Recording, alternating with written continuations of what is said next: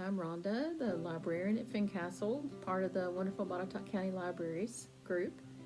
And I had been doing these craft times on Fridays and really enjoyed it. We did kind of get busy though. We've been back in the branch and trying to provide services for our wonderful patrons. We're doing curbside services, as you know, if you live in Botetourt. I wanted to do a little something different for the next couple craft times. I am not an artist. I'll be the first person to tell you. I consider myself a craftsman, not an artist. But I do enjoy it, and we are holding our third, I think it's our third annual art contest for young people in the county of Botetourt. We haven't had a lot of people enter yet, and I want to encourage you to do that. And that's what these next couple craft times are going to be all about.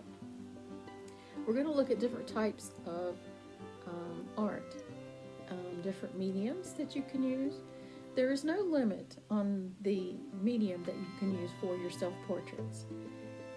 The only thing is the size, and I think the sizes and all of the details you can find on our website. The reason that the theme self-portrait was chosen is because this has been a very challenging year for everyone. And as young people grow, they have to determine who they are, what they believe, what they like. And all of that is about identity. And self-portrait is a way for you to share with the world how you see yourself and how you want the world to see you. So tonight I'm going to talk about pointillism. If I were to think about how I wanted to present myself, you see the gray hair. The world sees an old lady when they look at me. That's okay, but that's not how I see myself. So if I'd use dots to show what the world sees,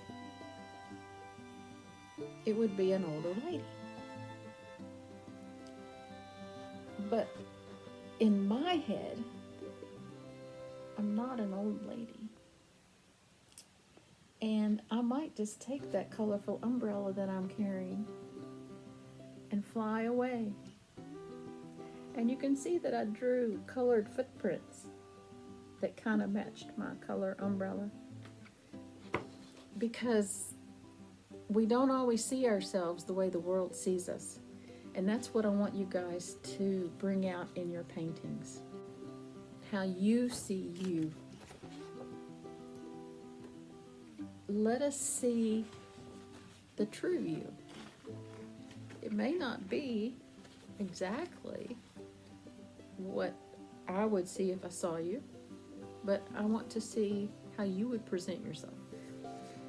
And you can take the dots and try, see if we can get a better picture. You can use the colors to create shading, to create details. There's a lot of things going on in this little brain. And then you can actually use dots too, or you can just color your dots. And then I wanted to show you how I started without doing an outline and then filling in the dots. I started with this one, just to see how it would go. So you can take it in so many different directions. You can use pen and ink. You can use markers, crayons, color pencils. You can use any type of instruments to put the color, or you can just use black and white. I've seen some wonderful ones with black and white. I want you to take the time to look up these artists. Google pointillism, George Seurat, Natalia Nakazawa. She has some beautiful artwork, and I know that you would enjoy seeing those. And then if you go onto YouTube, you can put in dot self-portraits and see wonderful tutorials of these great artists who have shown you exactly how they do it and then how you can use it. So this is one way, one type of self-portrait that you could create that would be unique. Unique to you, unique to the contest, because I've not seen anyone do anything with pointillism yet.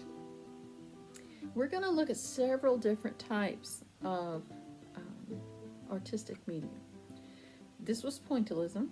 Next craft, Jackie's going to bring to you, we're going to look at mixed media. Then we're going to look at mosaics, and we're also going to do a sculpture using clay and see if we can't create a nice self-portrait with clay.